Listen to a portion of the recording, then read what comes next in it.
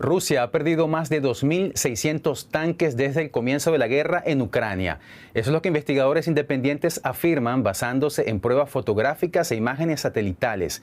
Sin embargo, algunos advierten que a falta de números oficiales, esa cifra podría ser mucho mayor. A pesar de que Rusia sigue fabricando tanques y la defensa es actualmente el sector más fuerte de la economía nacional, el país no produce tantos como los que se destruyen. Soy Johan Ramírez, bienvenidos. De acuerdo con estos reportes que han sido elaborados por investigadores independientes de medios como Oryx y Forbes, todo esto dejaría a Rusia con apenas unos pocos cientos de tanques en su arsenal. Un arsenal que al principio de la invasión sumaba unos 3.000. ¿Qué significa esto para la guerra en Ucrania y la posición rusa? Eso es lo que vamos a discutir hoy con dos invitados expertos en asuntos militares y de geopolítica. Nos acompaña, por un lado, desde Múnich, Marina Mirón, del Departamento de Estudios de Guerra del King's College de Londres. Y desde Bogotá se nos une también Luis Alberto Villamarín, especialista en defensa nacional, estrategia y geopolítica. Bienvenidos, me encanta que estén con nosotros hoy para conversar sobre este tema. Marina, me gustaría comenzar contigo. Hablamos de que Rusia podría haber perdido unos 2.600 tanques durante esta guerra. Pero sabemos que en este conflicto también hay una guerra de propaganda. Entonces, ¿qué tan fiables son estas cifras? Buenas tardes. Pues siempre es muy difícil cuando veamos las cifras, si se trata de tanques, si se trata de aviones de combate o si se trata de bajas. Tenemos que llevar mucho cuidado para no subestimar las posibilidades rusas. Y lo que hemos visto al principio de la guerra lo pasó, por ejemplo, con los misiles, cuando expertos estaban diciendo que Rusia ya no tiene misiles de largo alcance y entonces Ucrania no ha sido preparada para defenderse. Dicho lo cual, es cierto que Rusia ha perdido muchos tanques, pero no sabemos exactamente el número. Eso también dependerá cómo se cuenta una pérdida. Hay que tener, por ejemplo, una fotografía de un tanque. Hay también una posibilidad que se hace esa fotografía, luego el tanque se recupera por los rusos y se renueva y se vuelve a utilizarse. Entonces, por eso digo que la evidencia fotográfica sí que es muy importante, pero tenemos que llevar cuidado, como siempre, cuando veamos cómo se cuentan las cosas, sobre todo en el campo de batalla, y tampoco tenemos números oficiales. Dicho lo cual, no se puede producir una estimación exacta. Claro, el número exacto es difícil establecerlo. Lo que sí parece innegable es que las pérdidas han sido importantes. Hay fotografías satelitales que lo muestran. Luis Alberto, ¿a qué se debe que Ucrania esté siendo tan eficiente en sus ataques contra tanques rusos? Parece ser que el planeamiento de la operación, la concepción de la operación por parte de las fuerzas rusas no hizo lo que en estrategia se llama determinar la capacidad de más probable adopción del adversario. Asumieron en la primera fase que entrarían los tanques rusos y era barriendo y que Ucrania se iba a rendir a los pies de las fuerzas rusas.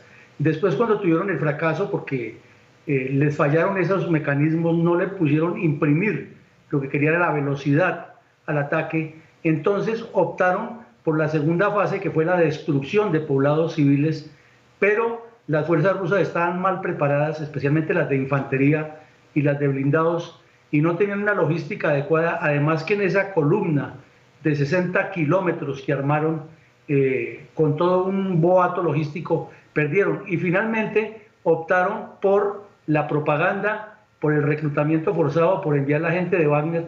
O sea, no ha tenido una consistencia y cada vez que cambian de métodos terminan metidos en un problema peor. Marina y Luis Alberto, antes de seguir conversando, les pido que veamos un reportaje que hemos preparado para tener una mejor idea de cómo están las reservas rusas en relación a sus tanques. ¿Cuántos han sido destruidos? ¿Cuántos siguen operativos? ¿Cuál es el ritmo de la fabricación de Moscú para reemplazar precisamente esas pérdidas? Vamos a verlo y enseguida seguimos conversando. Son imágenes recopiladas de las redes sociales. Ataques ucranianos contra tanques rusos empleando drones, minas y misiles antitanque. Investigadores independientes afirman que Rusia ha perdido más de 2.600 tanques desde el comienzo de la guerra, y eso solo basándose en las pruebas fotográficas a disposición del público. La cifra real podría ser mayor, Eso dejaría a Rusia con apenas unos pocos cientos de tanques de su arsenal de preguerra, que sumaba unos 3.000. Pero Moscú tiene almacenados miles de tanques, algunos desde hace 50 o 60 años. Estas imágenes satelitales muestran vastas bases militares de reserva en Siberia. Cientos de tanques ubicados allí hace 2 años ya no están. Docenas de ellos se reacondicionan cada mes para enviarlos al campo de batalla. También ha aumentado la producción de nuevos tanques en varias fábricas. En estos momentos la defensa es el sector más fuerte de la economía rusa. Todas estas cifras son estimaciones y, sin embargo, las matemáticas a largo plazo no están a favor de Rusia. Las pérdidas podrían llegar a un punto crítico en el que Rusia no tenga suficientes tanques para seguir avanzando. El ejército ruso contaba con unos 3.000 tanques al comienzo de la guerra en 2022. Si ha perdido 2.600 en el campo de batalla, quedarían 400. Si a eso se le añaden 1.500 tanques nuevos y reparados, una cifra suministrada por la propia Rusia, el número de tanques disponibles en mayo de 2024 ascendería a un total de 1.900. Una cifra inferior a la del inicio de la invasión, pero todavía significativa. Algunos analistas, sin embargo, opinan que Rusia está produciendo en realidad muchos menos tanques de los que dice. En todo caso, Rusia no fabrica tantos tanques como los que se destruyen, así que el resultado es negativo, pierde 60 al mes. Aunque puedan parecer anticuados, los tanques son fundamentales para romper las líneas del frente enemigo. Si Rusia perdiera demasiados, tendrá que ceñirse a defender la línea del frente existente, sin muchas esperanzas de tomar más territorio. Eso podría significar un estancamiento sobre el terreno, tras años de conflicto que han costado incontables vidas. Marina, asumamos que las cifras que hemos visto en el reportaje son ciertas. A Rusia le quedan unos 1.900 tanques en reserva, está perdiendo unos 60 tanques al mes y está produciendo menos de los que pierde. Lo cierto es que en las guerras mucho depende también de la adaptación de las partes y tanto Rusia como Ucrania han demostrado que se pueden adaptar a la evolución del conflicto. Quiero decir que si bien hasta ahora los tanques rusos han sufrido, también podría existir la posibilidad de que Moscú desarrolle nuevas tecnologías para resistir a los ataques de Kiev, cosa que además, según entiendo, ya está sucediendo. Bueno, lo que tenemos que entender, por un lado, quisiera hablar de la capacidad rusa de fabricar tanques nuevos. Por un lado, tenemos que entender que los tanques nuevos como T-90, por ejemplo, o T-14, son bastante caros. Es decir, sí, Rusia ha dicho, o el ministro de Defensa anterior ha dicho que el ejército ruso había recibido 1.500 tanques en el año 2023. Pero la mayoría de estos tanques no son tanques nuevos, sino tanques renovados que Rusia tenía desde los tiempos soviéticos y que se ha puesto a renovar. Entonces, es de asumir que Rusia todavía tiene muchas reservas para renovar estos tanques y sí, efectivamente ellos sí que valen en Ucrania. Es decir, que no tienen que gastar un montón de dinero y también partes que no tienen del occidente, componentes, por ejemplo, para meterlos en los tanques nuevos. Y supongamos, Luis Alberto, que Rusia entonces, como estamos hablando, se adapta, que ensamble una nueva generación de tanques. Seguramente también Ucrania lo va a hacer con el armamento que recibe de Occidente, ¿no es cierto? Es decir, de alguna forma ambas partes se van entonces a seguir adaptando a estas nuevas tecnologías. No, de hecho se han adaptado y las sanciones económicas los han obligado, pero es que los proxies que tienen, como China y Corea del Norte, les han facilitado esta tecnología. Se decía, por ejemplo, que al comenzar la guerra, Rusia tenía 3.000 tanques en promedio listos para el combate, pero muchos de la era soviética, y que su capacidad de producción la calculaban en 1.500 al año, pero ahora parece ser con los informes de inteligencia que hay de servicios de la OTAN, que apenas pueden producir 300 porque tiene la limitación de los componentes. Y actualizar estos equipos es muy difícil. Y lo mismo la necesidad que tienen de municiones de artillería, ya que se calcula que tienen cerca de 5.000 equipos de artillería, pero solamente el 20% es autopropulsada. Los demás dependen de la tracción, o sea que en ese sentido también están muy quedados y tienen que implementar la industria militar mejorando ese sistema. Justamente te quería preguntar sobre esas sanciones. Me parece muy pertinente que lo digas porque efectivamente eso merma la capacidad de producción de Rusia para seguir produciendo tanques y también para reparar los dañados. Pero naturalmente Rusia no solo depende de sí misma para reponer esa reserva de tanques. ¿Con qué aliados cuenta Moscú en este sentido? ¿Quién le provee tanques a Rusia?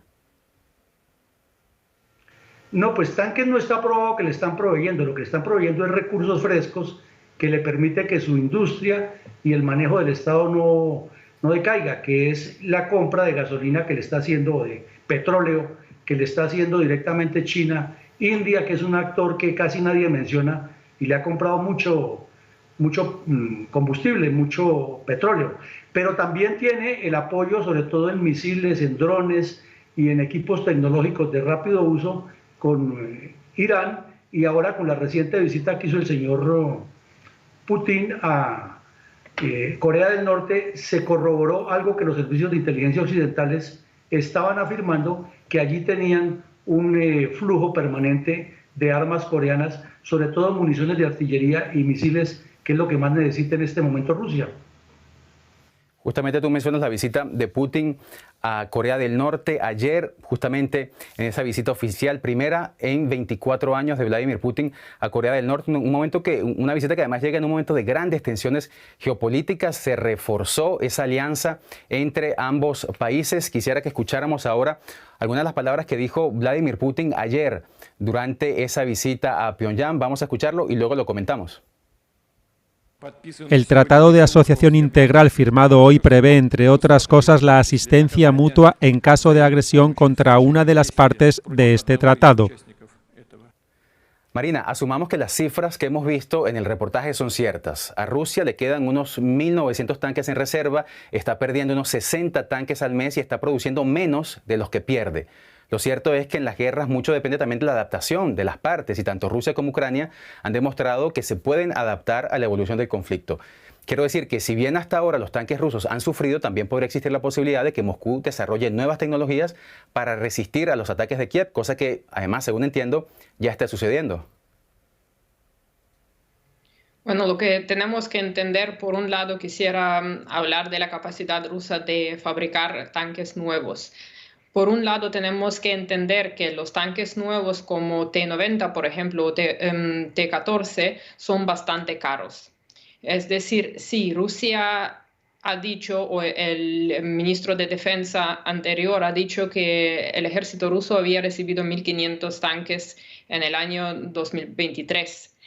Pero la mayoría de estos tanques no son tanques nuevos, sino tanques renovados que Rusia tenía desde los tiempos soviéticos y que se ha puesto a renovar. Entonces, es de asumir que Rusia todavía tiene muchas reservas para renovar estos tanques y sí, efectivamente, ellos sí que valen en Ucrania.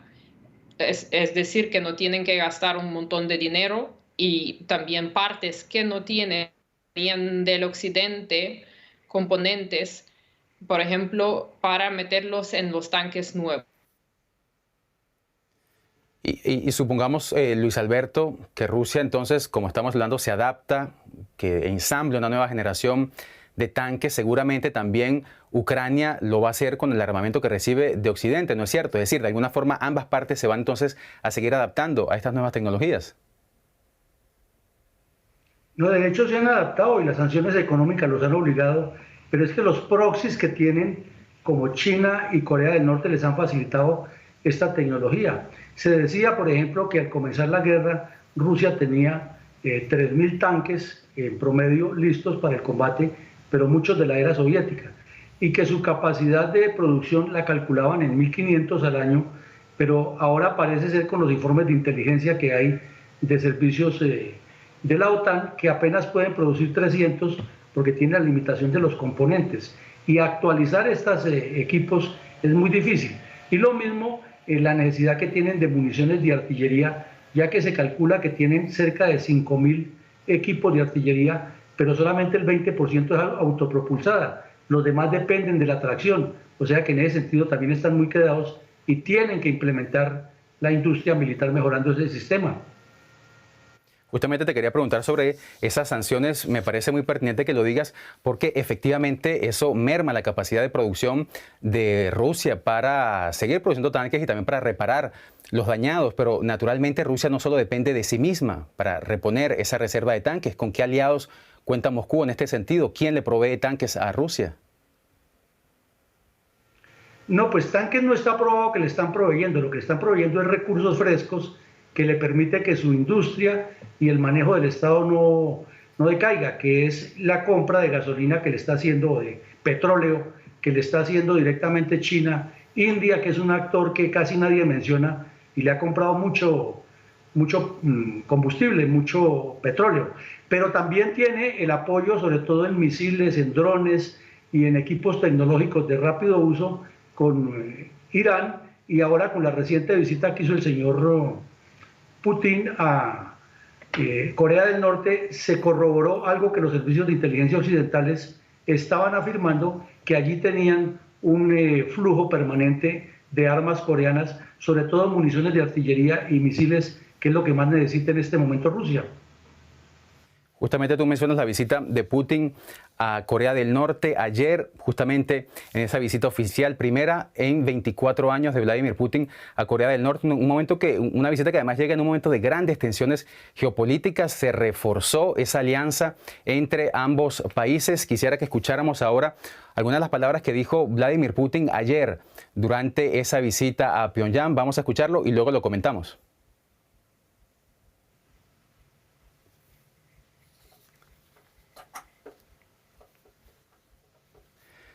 Marina, Corea del Norte es uno de los aliados incondicionales que tiene Rusia, lo escuchábamos. Han acordado una suerte de alianza que replica el principio de la OTAN, de la mutua defensa. Pero vayamos a lo pragmático. ¿Qué tipo de armamento o tecnología puede proveerle Pyongyang a Moscú? Yo creo que no se trata únicamente de armamentos y de tecnologías. Por un lado, Corea del Norte está recibiendo apoyo militar ruso, es decir, por ejemplo, para su programa espacial o para su programa nuclear.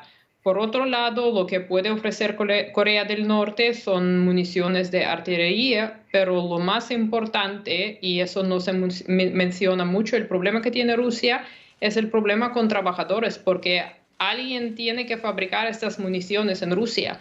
Rusia ha expandido su industria militar ahora, pero no tiene suficientes personas para llevar a cabo estos trabajos porque las necesidades se han subido. Por eso creo que no se trata únicamente de municiones o quizás de tanques, porque Corea del Norte tiene viejos tanques soviéticos como T-50, por ejemplo, sino se trata también del personal. Y eso creo que será lo clave, lo que puede conseguir Putin es quizás un intercambio con Corea del Norte. Rusia podría actuar como proveedor de petróleo, como proveedor de tecnología militar, y a cambio recibirá municiones de artillería y también trabajadores, lo que es más importante para Rusia ahora. Y Putin decía ayer que se fortalecerá la cooperación militar entre ambos países, esto en el marco de un tratado que firmaron los líderes de Corea del Norte y de Rusia. Luis Alberto, ¿en qué se traducirá esa cooperación en términos justamente de artillería y municiones para la guerra en Ucrania? Pues se traducirá en que la artillería que tiene Rusia es de 152 milímetros y desde la época soviética mucha de esa munición y de ese tipo de artillería fue dotada por Rusia o por la Unión Soviética a Corea del Norte. Entonces, en Corea del Norte tienen fábricas de ese tipo de municiones y tienen también artillería que en un momento determinado se la puede enviar para apoyarlo, pero fundamentalmente es municiones. Y lo que más le interesa a Corea del Norte es el problema de la hambruna, y Rusia le va a suministrar granos, tecnología para mejorar los cultivos y otros tipos de procesos de educación, de agricultura, que no los tiene Corea del Norte y que Rusia los puede suministrar. Marina, en el reportaje que vimos antes se afirma que sin un número importante de tanques, Rusia solamente podría defender territorios que ya ha ocupado, pero que no podría seguir avanzando. ¿Es eso cierto? Bueno, normalmente es una ventaja tener tanques para operaciones ofensivas, pero no es necesario. Y lo hemos visto en Ucrania, lo hemos visto, por ejemplo, el año pasado con la contraofensiva ucraniana, donde los soldados ucranianos tenían que avanzar a pie en la población de Robotine, por ejemplo.